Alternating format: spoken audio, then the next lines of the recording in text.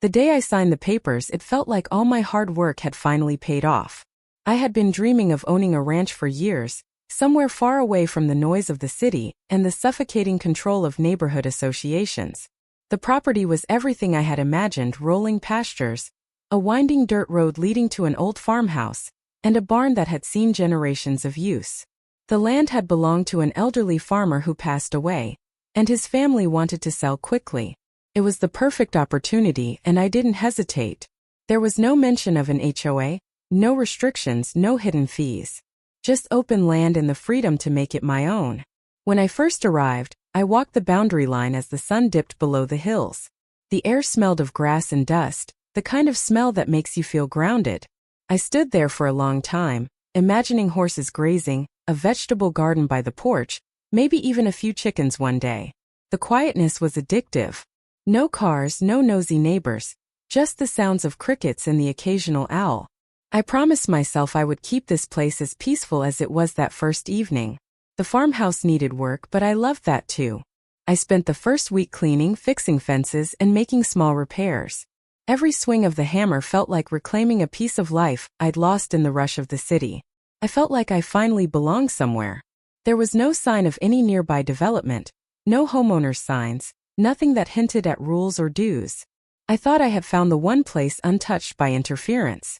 But peace has a way of drawing envy, and mine was about to be tested. It was a quiet Monday morning when the first letter arrived.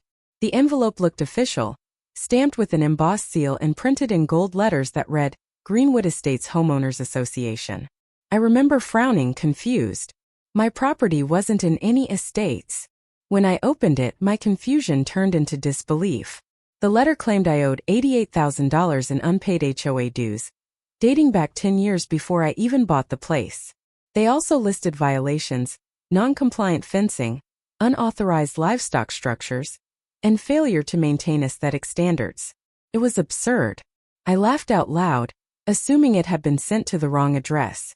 But at the bottom, in bold letters, was my full name and property description. First, I thought it was a scam. Who in their right mind would think I'd pay for rules I never agreed to? Still, the formal tone and legal phrasing made me uneasy. I called the number listed on the letter, but no one picked up. Later that afternoon, an unfamiliar SUV with Greenwood HO decals slowly pulled up outside my gate. 3 people stepped out, all dressed like corporate executives. The woman in the lead carried a clipboard and gave me a smile that felt more like a threat. "Good morning," she said smoothly. "I'm Karen Whitmore, president of the Greenwood Estates HOA. We're here to discuss your outstanding dues." I told her she had the wrong person, that my property wasn't part of any HOA. She just tilted her head, smirking as if I were a child who didn't understand the rules. "Oh, it's part of our jurisdiction, dear. The records are clear." I stood firm, pointing to my posted private property sign. "Not anymore, it's not," I said. "Now get off my land." I had no idea this was just the beginning. The next morning, I woke to the sound of tires crunching gravel outside my gate. When I stepped onto the porch, there they were again, the same HO trio dressed sharply and standing like they owned the place. Karen, the president, was holding a thick folder, her lips pressed into a practiced smile that barely hid her irritation. "We decided to give you another opportunity to resolve this matter amicably," she announced. I told her there was nothing to resolve. My property deed clearly showed I wasn't part of Greenwood Estates. I wasn't paying a dime. She ignored me completely and opened the folder, flipping through pages filled with maps, highlighted sections, and signatures. "This land was originally within our community boundaries," she said. "It was never properly released from the association." I took the papers from her hand and scanned them. The map looked ancient, dated decades before the last sale. It even had boundary lines that didn't match the current county records. When I pointed that out, she smirked again and said, "The spirit of the covenant still applies." That phrase stuck in my head like a splinter. I told her I'd contact my lawyer, and that she and her board members had exactly 2 minutes to leave. Her expression changed instantly. No more fake politeness, just cold anger. "You'll regret being uncooperative," she hissed. "We have legal authority to enforce community standards."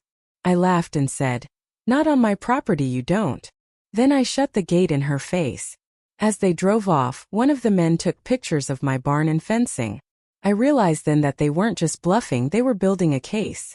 For the first time since moving in, I felt that uneasy twist in my gut. Something told me this wasn't over. A few days later, a thick envelope arrived by certified mail. Inside was a letter from the HOA's attorney, printed on fancy stationery and filled with threats dressed up as legal language. It claimed that my property had been erroneously omitted from the Greenwood Estates HOA registry, and that, as a result, I was responsible for 10 years of unpaid dues and accumulated penalties totaling $88,000. They also accused me of multiple violations, including unauthorized livestock housing and failure to maintain approved exterior design standards. It sounded ridiculous. My home was a century-old farmhouse on land that had never belonged to them. Still, seeing legal threats in writing made my hands shake with anger. I called my real estate agent immediately. She was just as shocked as I was. "Your property was never part of any HOA," she insisted. "We verified that during the sale. This sounds like they're trying to pull something illegal." I didn't waste time. I contacted a lawyer, sent him all the letters and asked him to confirm everything. Within a few days, he got back to me with county records proving my property stood completely outside the Greenwood Estates boundary. "They don't have a leg to stand on," he said. "But that doesn't mean they'll stop harassing you." He was right. Not long after, I noticed tire tracks along my fence line. And once I caught someone parked just beyond the trees, pointing a camera at my barn. They were spying, trying to find anything they could twist into a violation. I filed a report with the sheriff's department, but without proof of trespassing, there wasn't much they could do. I started to realize this wasn't just about money. The HOA was trying to make an example out of me, and I wasn't going to make it easy for them. One evening, just as the sun was dipping below the hills, an old pickup truck pulled up near my gate. A man stepped out, maybe in his late 60s, wearing a worn denim jacket and a hat that had seen better days. He introduced himself as Bill, my nearest neighbor down the dirt road. He said he'd seen the HOA people snooping around my property again, and figured it was time to talk. We sat on the porch, and over 2 cups of coffee, he told me everything I needed to know about Greenwood Estates and their so-called board. "They've been trying to pull this stunt for years," he said, shaking his head. "That Karen woman's been running the HOA like it's her personal kingdom. They bully landowners, threaten lawsuits, and collect fake fees. Most folks just pay up to avoid the headache." I couldn't believe it. Bill went on to explain how the HOA had once claimed his property too, until he took them to court and won. He reached into his jacket and handed me a folder full of documents, copies of old maps and county rulings. "See this," he said, tapping one of the pages. "Their boundary ends right here, half a mile before your land. They know it. They just count on people being too scared to fight back." I sat there stunned. The nerve of these people, to lie so blatantly, to trespass, to intimidate. Bill leaned back and smiled knowingly. "You've got something they don't like, backbone. If you stand your ground, they'll fold." His confidence gave me strength. I wasn't alone anymore. And I wasn't about to let anyone push me off what I rightfully owned. As the night deepened, I made myself a promise. This was my land, and no HOA bully was taking it. After that talk with Bill, I stopped waiting for the HOA to make the next move. I began gathering evidence, every letter, every voicemail, and every photo of their trespassing. I installed cameras along my fence line and posted large signs that read, "Private property, an HOA authority." If they wanted to play games, I was going to document every inch of it. It didn't take long for Karen to retaliate. A week later, I received notice that she had filed a nuisance complaint with the county, claiming my barn renovations violated community aesthetic standards. I almost laughed. My ranch wasn't even in their jurisdiction, but she didn't seem to care. When the county inspector came by, he was polite and professional. After checking my paperwork and confirming my boundaries, he shook his head. "You're fine," he said. "They've filed half a dozen of these nonsense complaints this year. They just don't like being told no." Hearing that was both frustrating and reassuring. I wasn't crazy, they really were obsessed with control. Days later, I found flyers scattered along the road near my mailbox. They had photos of my property printed on them, along with the words "Violator of Greenwood Community Standards" in bold letters. Karen was trying to humiliate me publicly. That was the moment I decided to fight back.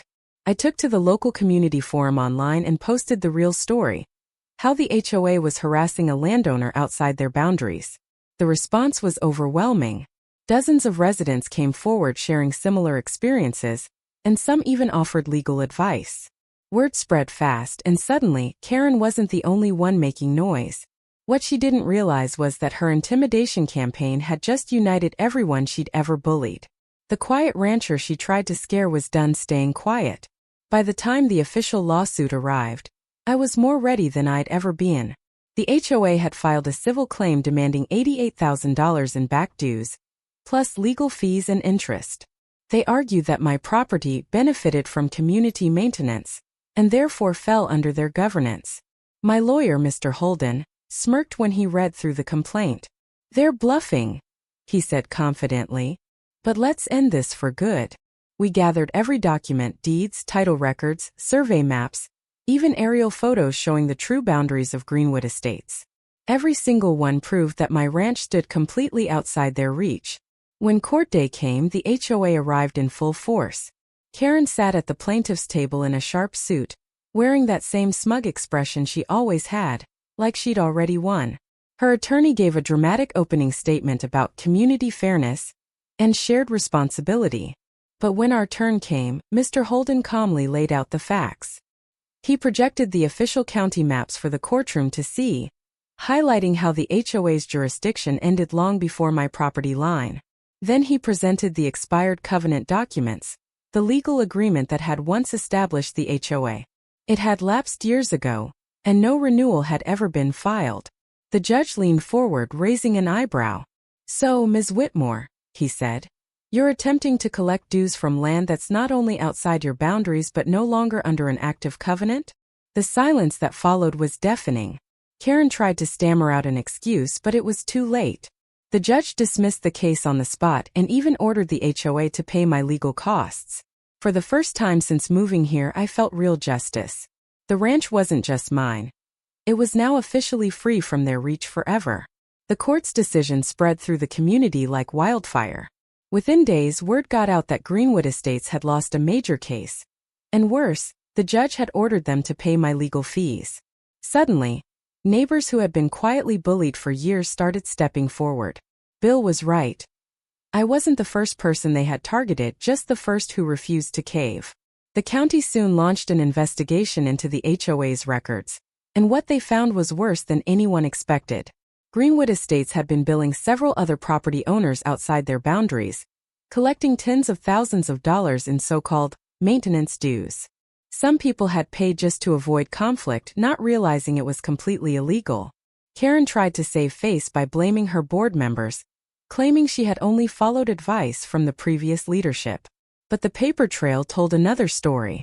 She had signed off on every single notice, every demand letter, and every fraudulent lien threat. When the investigation report was released, it confirmed what many already suspected. Greenwood Estates had been operating far beyond its legal authority for years. The county fined them heavily, revoked their ability to enforce any new rules, and demanded they refund all the money they had wrongfully collected. Karen resigned within the week, her reputation in ruins. The rest of the board tried to distance themselves, but the community had had enough. The HOA meetings, once filled with arrogance and intimidation, became ghostly quiet. For the first time in years, residents were free to make their own choices without fear of fines or letters. As for me, I watched it all unfold from my porch with a quiet sense of satisfaction. I hadn't just defended my land. I had exposed a system built on fear and greed. With the HOA nightmare finally behind me, life on the ranch began to feel like a dream again. The mornings were peaceful, the kind of quiet that let you hear the breeze move through the trees. I poured my energy into rebuilding everything the right way, not just for myself but as a reminder of what freedom really felt like. The old barn, once half collapsed and leaning, now stood strong again after weeks of sanding, painting, and replacing the rotted beams. I even carved a wooden sign and hung it above the door. Whitfield Ranch, independent and free. It felt symbolic, a personal declaration that no one would ever control my land again. Bill came by often to lend a hand. Together we fixed fences, cleared old brush, and restored the garden beside the house. He told me stories about how the land used to be decades ago, back when neighbors helped each other instead of fighting over property lines and rules. Some evenings we'd sit on the porch drinking coffee, watching the sun dip behind the hills while the horses grazed in the field. Those quiet moments reminded me why I'd fallen in love with this place in the first place. Over time, the locals started to drop by too. People who'd heard about the lawsuit and wanted to thank me for standing up to the HOA. A few brought pies, others offered to help with repairs. The community felt alive again, no longer afraid of letters or fines. My ranch became a little symbol of defiance and independence, a place where people came to breathe freely. Every night, as the stars came out and the land settled into stillness, I felt at peace knowing I'd fought for something worth more than money, my right to live free. Months passed, and life settled into a calm rhythm. The lawsuit had become old news, and the HOA's influence had faded into nothing more than a bitter memory. I spent most days tending to the animals, working on small projects, and enjoying the quiet I'd fought so hard to protect. One chilly morning, I found a new letter in my mailbox. My stomach tightened for a moment when I saw the Greenwood Estates logo, but this time the envelope felt different. No red stamps, no threats. Inside was a neatly typed apology signed by the new HOA president. It stated that the association was under new management and wanted to make amends for the misguided actions of previous leadership. They even offered to build a positive relationship moving forward. I read it twice before setting it down on the kitchen table.